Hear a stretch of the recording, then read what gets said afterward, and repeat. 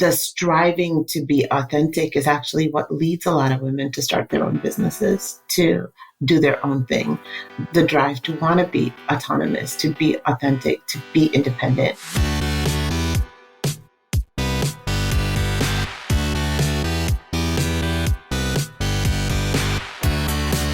You're listening to The Successful Bookkeeper with your host, Michael Palmer. Listen each week as inspiring guests share their secrets of success to help you increase your confidence, work smarter, and build a business you love. This episode of The Successful Bookkeeper is brought to you by PureBookkeeping.com, the proven system to grow your bookkeeping business.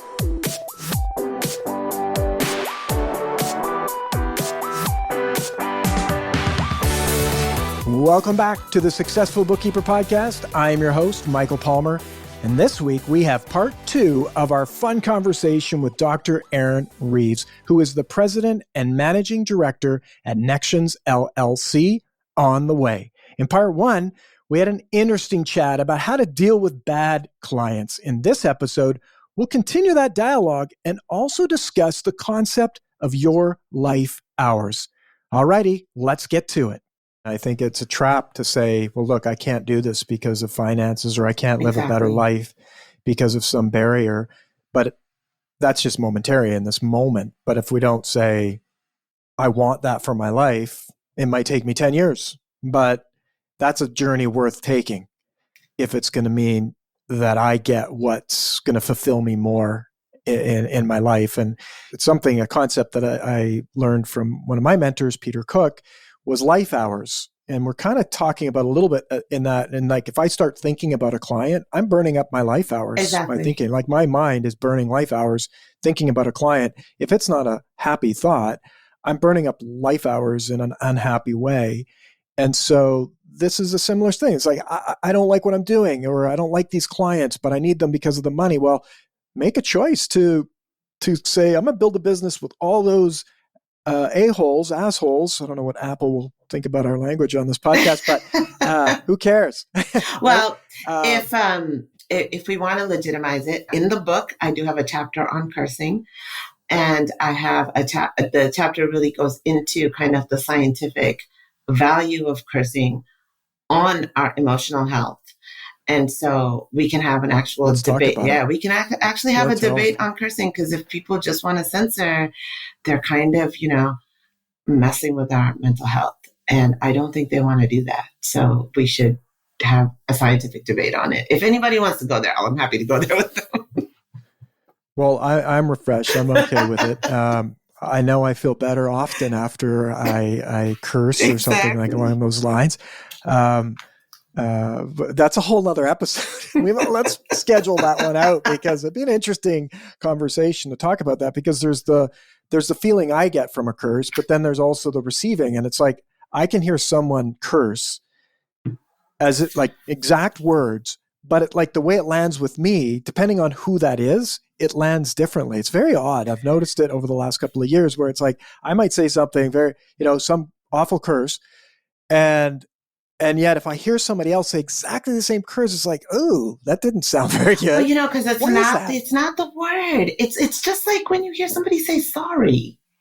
If somebody says, I'm sorry, that can literally sound legitimate coming from one person, and it's not the word. And this is why that idea of feeling good and us getting back in touch with our emotions are like sensors for what's going on around us, right? And when somebody says, I'm sorry, or when somebody says, nice to meet you, or words don't mean anything other than the emotions that they evoke in us.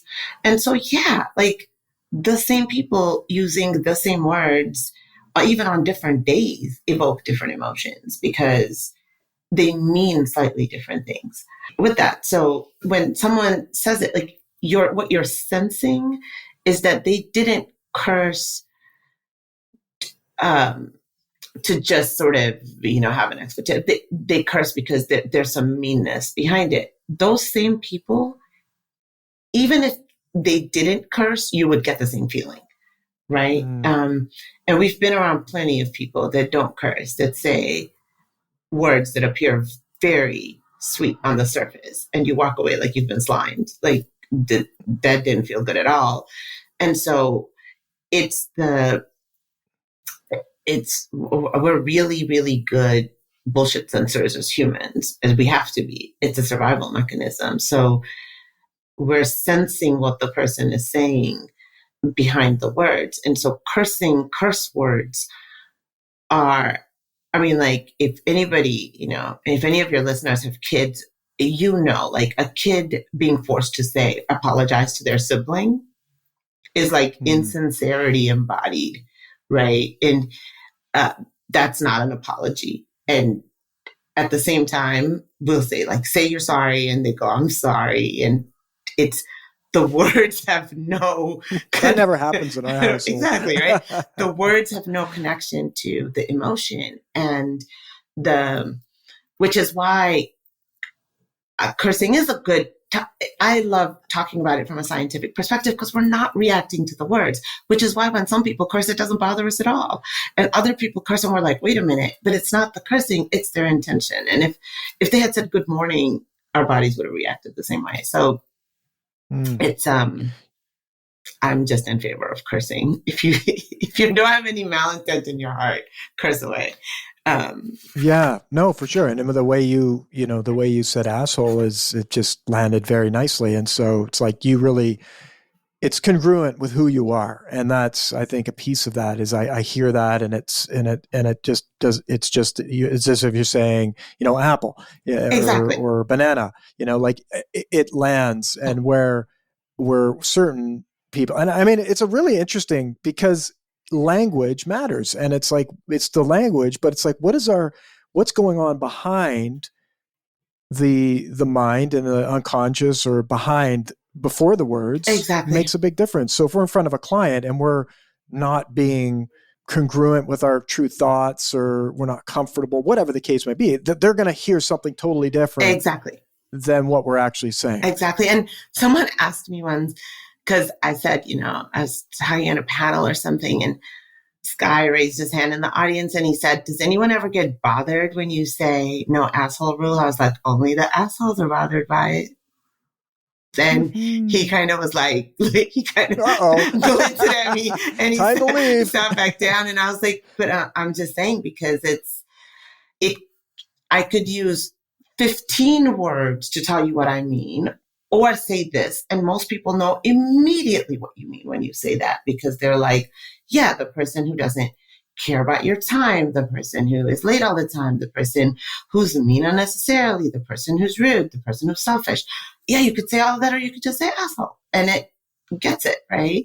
So, and something that you just said about the congruence, I think is really important, is it goes back to one of the things we talked about earlier, which is whether it's business development or cursing, if it's not you, if it's taking a lot of work for it to feel real to you, it's not going to be successful in the long run, because it isn't sustainable when you have to work that hard. And that's the same thing with difficult clients sometimes, is it's not sustainable working with them when it takes that much work to communicate with them, right? And so the congruence, I think the authenticity becomes really important. And for women, more so than men, because workplaces weren't created around women's interests and women's personalities, the striving to be authentic is actually what leads a lot of women to start their own businesses, to do their own thing. The drive to want to be autonomous, to be authentic, to be independent. And so honor that drive, right, to be authentic and independent, by not then imitating how somebody else is doing it. And chances are really, really high that if you do it the way that feels really good to you, it's going to be successful. No, there may not be a lot of models of evidence, because we haven't had enough people do it yet. But the probability of it being successful are so much higher if you're not imitating someone else.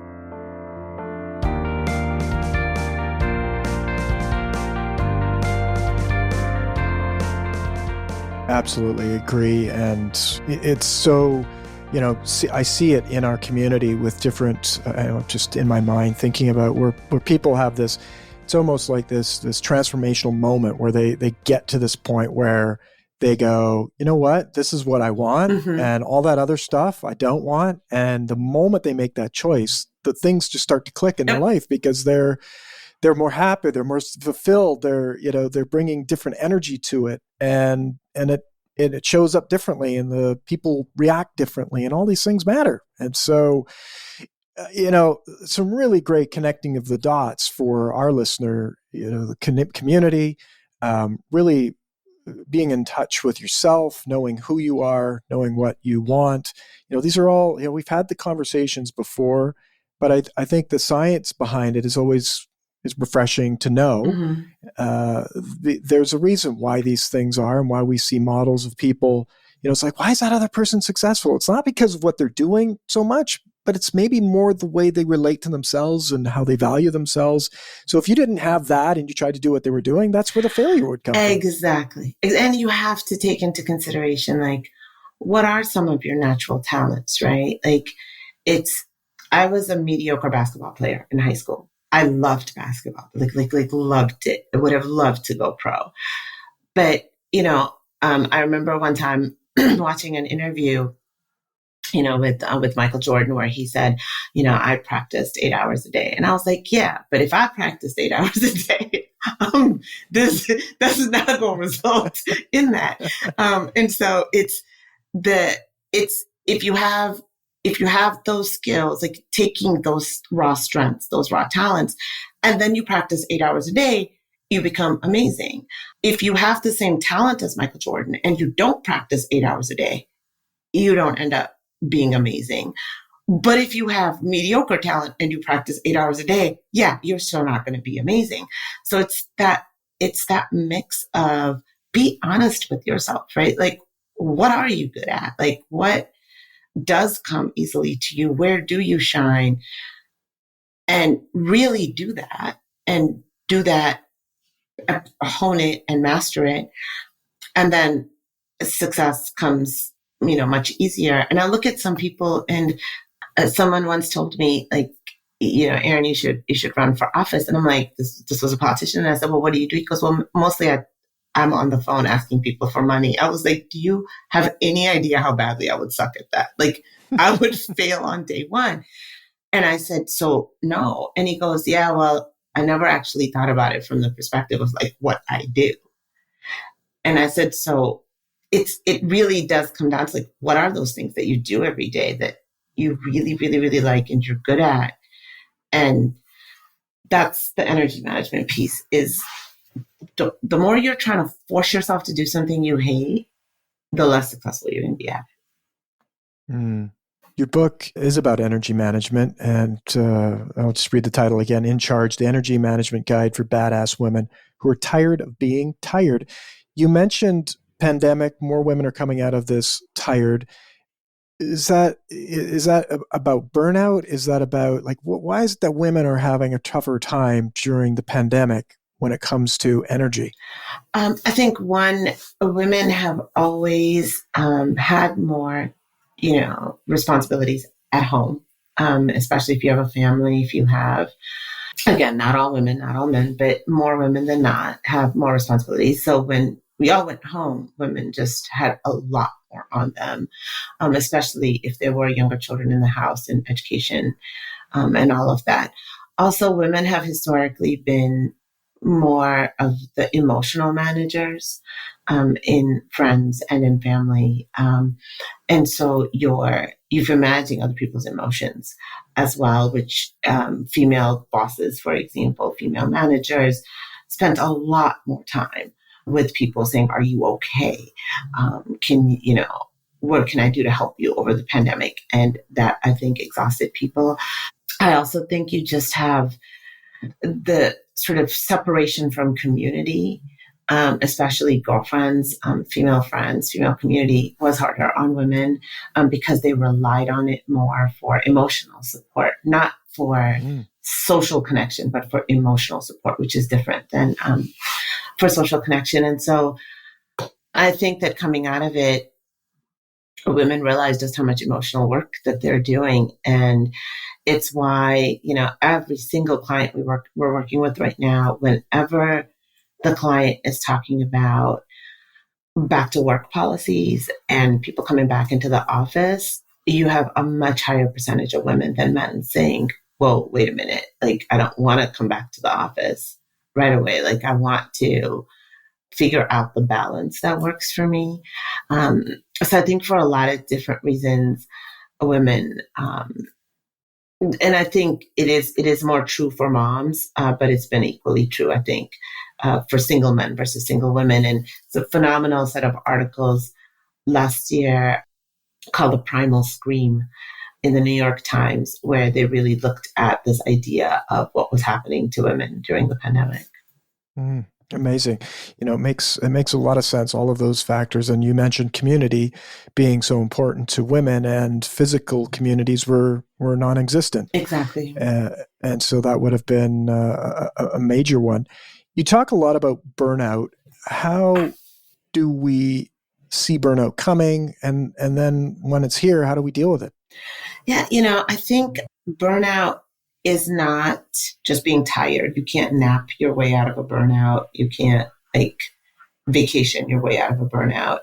If you're tired, take a nap, get a good night's sleep, you'll feel better. Burnout is when the things that you're doing on a daily basis are no longer giving you energy, but it's taking energy to do it. And so you're ending every day with a deficit that you can't fix. And it is, burnout requires you to change what you're doing, or severely change your attitude about what you're doing, right? But if you get up every day and you say, I don't want to do X, I don't want to do Y, but that's what I got to do all day, you can't nap your way out of how tired you feel at the end of the day, every day, which is why energy managing is so different than time managing, because I can manage my time, but if the stuff I'm doing in that time that I'm managing is something that does not give me energy, right? It's a complete deficit. Like, I tell people all the time, think about two different people in your life. One person who is just so positive, just you're talking to them and you feel better after you talk to them, right? Like, you like everything that they're talking about, the way that they listen to you, the way that they connect with you, and you hang up an hour of your time, you hang up the phone with this person, and you're raring to go the rest of the day. Now think about another person in your life that is just that complaining, whining, like where you are done at the end of the hour and you feel like you've run a marathon. You're just so exhausted because the person just drained all your energy. In that 1 hour, the unit of time didn't change, but your energy level was completely different. Now, if you have that call with that draining person at 8 o'clock in the morning, you're going to have a shitty day. There's just no way around it, because unless you do multiple things the rest of the day to regain energy, it's just the drain. And if you have a whole day of drains like that, that's what burnout is. So burnout isn't doing too much. I know lots of people who don't get enough sleep, who, me included, who don't get enough sleep, who are doing a ton of, doing a lot, but I'm not burned out. I'm tired, right? I'm not getting enough sleep, too much on my plate, but there's nothing I'm doing that's draining my energy without giving me energy to balance the drain. So by the end of the day, I'm tired. I don't like how little I got done on my to-do list, but I'm not burned out. So that's the difference between just being exhausted and being burned out, is you can't just rest your way. You have to either change your mindset about something, or you have to really just say, I need to stop doing this. It's not worth it. It will kill you, right? And I'm not trying to be dramatic, but it literally, the long-term effect of that kind of chronic stress on your body is deadly. You don't want that. So there's a difference between the kind of stress I feel, which is, too much to do, but love all of it, but too much to do, versus I'm dreading doing this. And you feel that all day, every day. That latter one not good for your health. The first one, not good for your sanity sometimes, and you need to get some rest and you need to take vacations and all of that. So that's where I think we really separate with some of the advice that's out there. Like a lot of burnout advice that you read on the internet is not for burnout. It's for just being tired. So interesting. Yeah, and it's very different.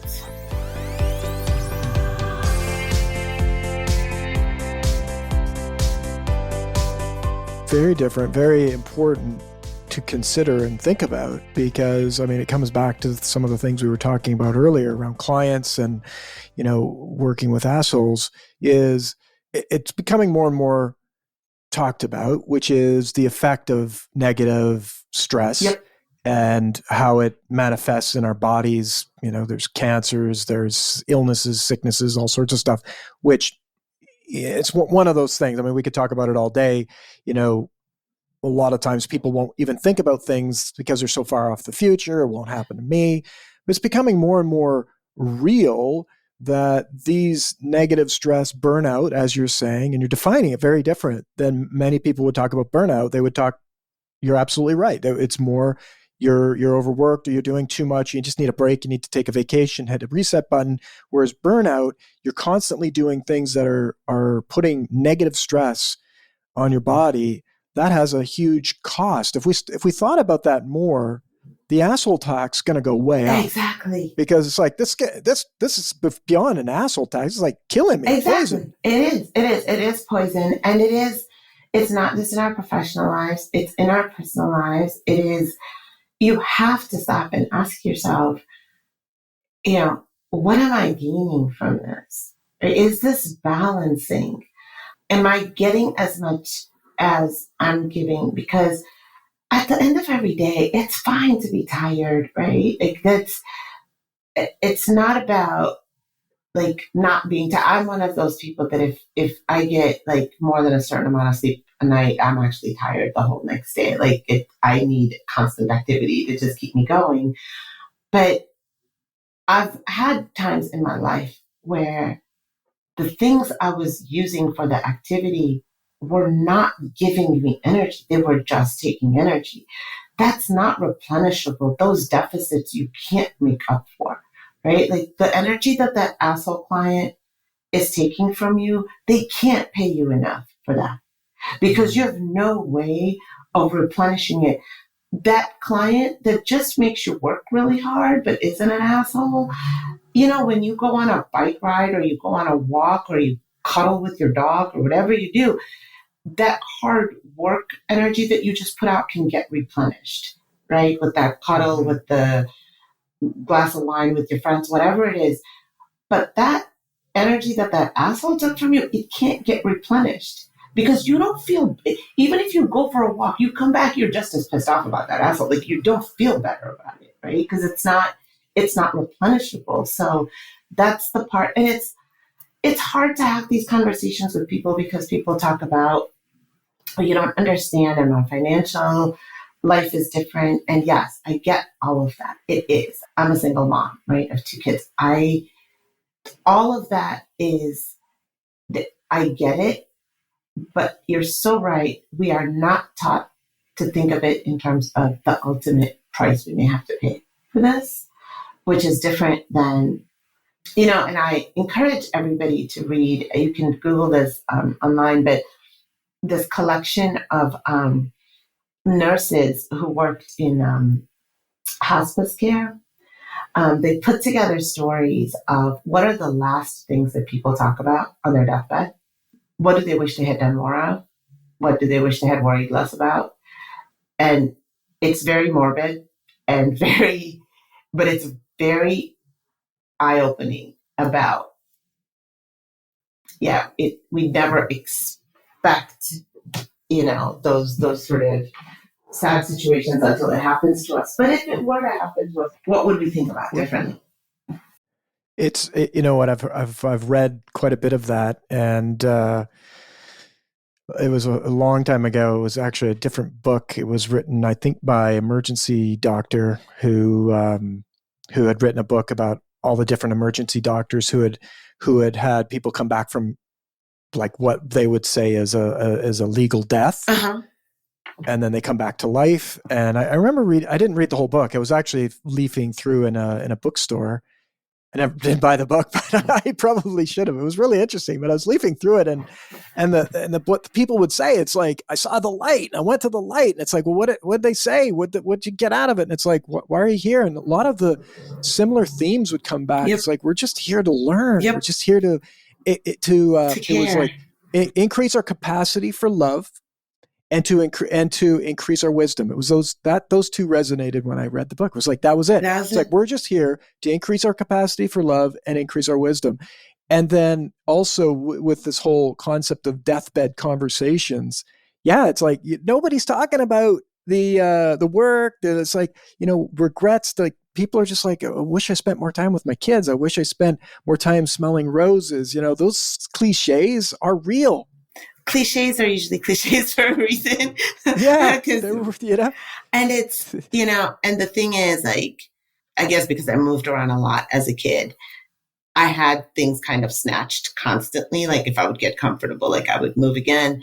And so sometimes when I have a hard time firing a client, and I know this is very, very silly. I'm a writer, people, so just go with it for a second.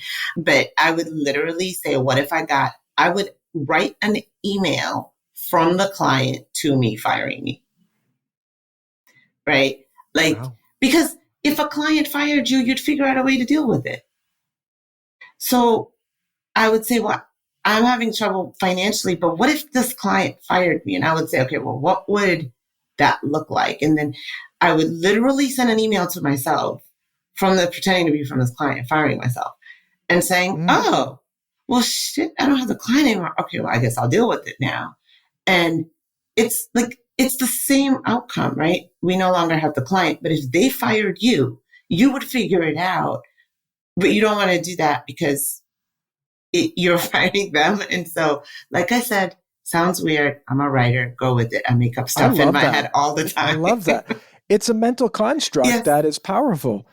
It really is. I mean, I that's going to resonate. I will use that so much because we've talked about it. People are like worried about losing a client or, firing them or whatever. It's like, create the construct that they're firing you. Yeah. Love it. They've decided to move on, be pissed off at them because how dare they after everything you've done for them, and move on. Because the bottom line is you don't need them in your life. So if they fired you, you'd figure it out.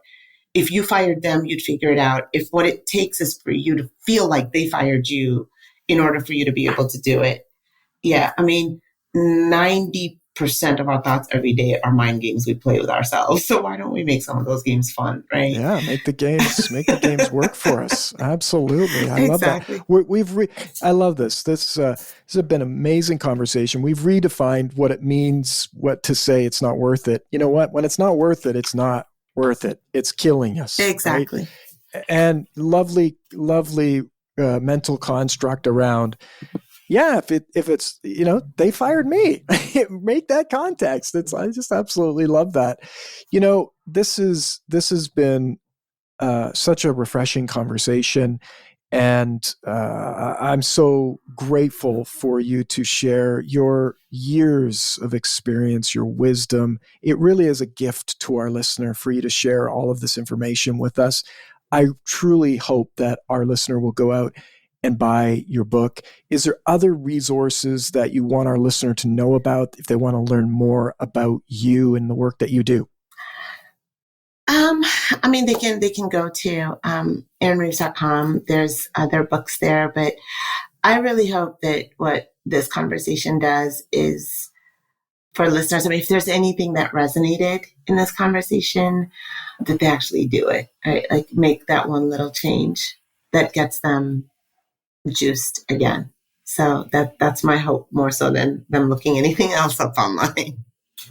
Oh, wonderful. Well, it has been an absolute pleasure. Thank you for the work you do in the world to make the world a better place, one person at a time, leading into groups and countries. And it does matter. And so this has been a really refreshing conversation for us to think about ourselves and what we're doing and how we're thinking about our life, how we value, how we're spending our life hours. and redefining what a burnout is. When do I need a nap? When do I need to actually dramatically change who I'm around or the things that I'm doing? So valuable. So thank you. Absolutely. It was wonderful speaking with you, and I hope you and your listeners have a great day. Dr. Reeves, thank you for being on the show. Of course. Thank you so much. I look forward to hearing the feedback from it. What a great chat with Dr. Reeves. Thanks again to her for being on the show, and thank you for listening to this 2-part series. And with that, we wrap another episode of the Successful Bookkeeper podcast. To learn more about today's guest and to get access to all sorts of valuable free business building resources, you can go to thesuccessfulbookkeeper.com. Until next time, goodbye.